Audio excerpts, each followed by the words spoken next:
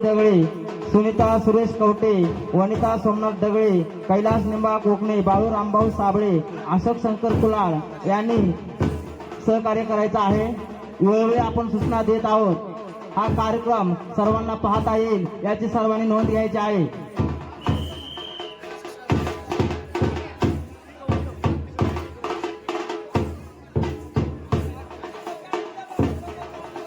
सालाबादप्रमाणे आपण दरवर्षी वेताळेश्वर महाराजांची यात्रा अतिशय उत्साहपूर्ण वातावरणामध्ये सादर करत असतो।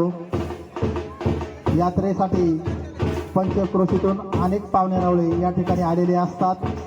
चालू वर्षी प्रथमतःच आपण यात्रेला लेझिम नृत्य स्पर्धा आयोजित केलेल्या आहेत। अतिशय चांगला असा प्रतिसाद आपल्याला मिळालेला आहे। चांगले चांगले कार्यक्रम आपणाला बघण्यासाठी मिळत आहेत।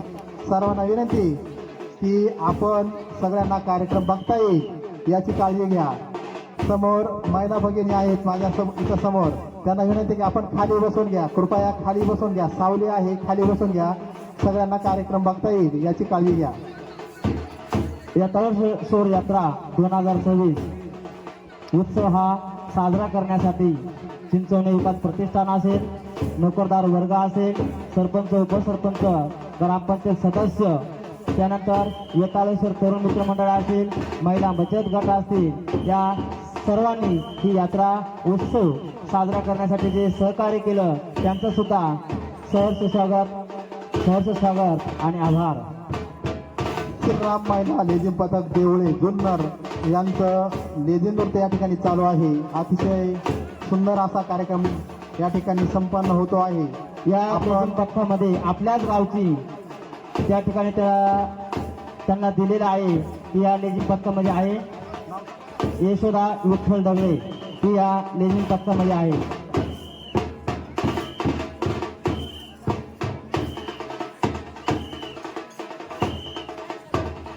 हा कार्यक्रमासाठी आवर्जून उपस्थित असलेले शेलत गावचे माजी सरपंच मारुती मेसकर यांचं सुद्धा सहर्ष स्वागत आणि आल्याबद्दल सर्वांच्या वतीने आभार।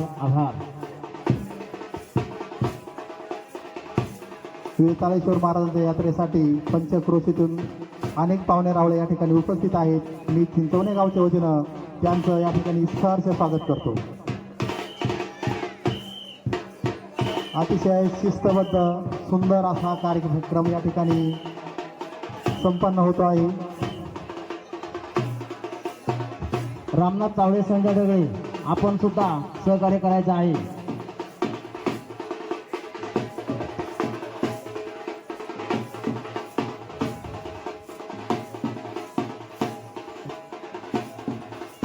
हा यात्रा उत्सव अतिशय शांततामय वातावरणात चांगल्या पद्धतीने पार पडेल याची काळजी सर्वांनी घ्यायची आहे। ग्रामपंचायत सदस्य यशवंत साबळे असतील, कृपया तो बोर्ड उभा करा। रणजित मुटे असतील, सरपंच उपसरपंच यांनी सुद्धा यात्रा सहकार्य साजरा करण्यासाठी जे योगदान दिलं। तालबद्ध हालचालींनी एकमेकात गुंफून तयार होणारा गोफ हा शिस्त आणि संघभावनेचे एक उत्तम उदाहरण आणि प्रतीक आहे। लेझिम पथकातील गोफ म्हणजे ताकद, समन्वय आणि अचूकतेचा अप्रतिम नमुना।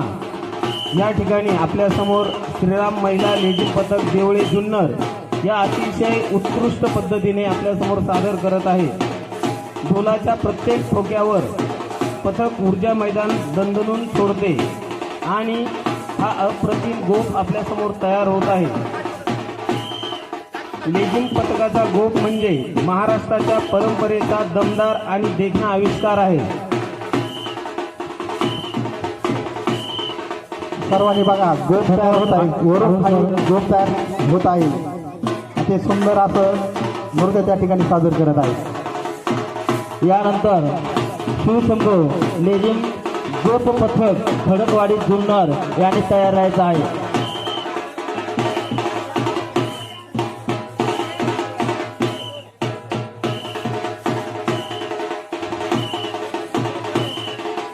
कृपया पाहुणे मंडळींना विनंती आहे की बूट चपला बाजूला काढून घ्या प्लीज, कृपा करून। चप्पल या ठिकाणी कृपया घालून घेऊ नका। कारण आमच्या ही गावची परंपरा आहे. पाहुण्या रावळ्यांना विनंती आहे की या ठिकाणी यात्रेच्या दिवशी चप्पल कोणीही घालत नाही, तर आपण सुद्धा या ठिकाणी चप्पल घालून येऊ नका. गेल्या अनेक वर्षापासून चिंचोने गावची ही परंपरा आहे की या दिवशी कोणीही पाहुणे असतील, रावळे असतील, कोणी असेल त्यांनी चप्पलचा वापर करायचा नाही. इथं महिला भगिनी ज्या उभ्या आहेत त्यांनी खाली बसून घ्या बरं, कृपा करा. चला कृपया सर्वांनी खाली बसून घ्या, कारण अनेक महिला येत आहेत त्यांना मागे बसता येईल. तुम्ही सगळ्यांनी खाली बसून घ्या, सगळ्यांना कार्यक्रम बघता येईल याची काळजी घ्या. कोणाची तीव्रता फार आहे तर सर्वांना सावलीमध्ये बसायला मिळेल याची काळजी सगळ्यांनी घ्या. त्यांना विनंती आहे की वेताळेश्वर लेझिम पथक तयार ठेवायचं आहे.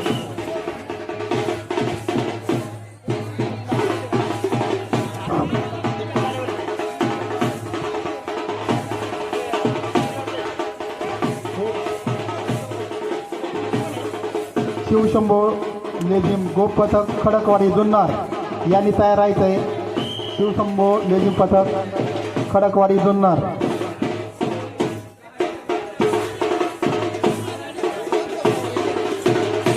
भाऊराव डगळे, आपण तिथं जरा तरुणांना मागे सारखा, जरा थोडं मागे सारखा. या गाडीसाठी जागा करून द्यायची आहे सगळ्यांनी. गाडीसाठी जागा करून द्या, मागे सारखा. वाद्य कामाचं साहित्य त्यांचं गाडीमध्ये असल्यामुळं आपण थोडं मागे सारखा. सध्या श्रीराम महिला लेझिम पथक देवळे हे लेझिम नृत्य सादर करत आहेत. असे सुंदर असं लेझिम नृत्य त्या ठिकाणी त्यांनी सादर केलेलं आहे. मंदिरामध्ये जो तरुण वर्ग उभा आहे त्यांनी खाली बसून घ्या. संयोजक रामनाथ तावडे. सर्वांना कार्यक्रम पाहण्यात येईल याची सर्व संयोजकांनी सोय करायची.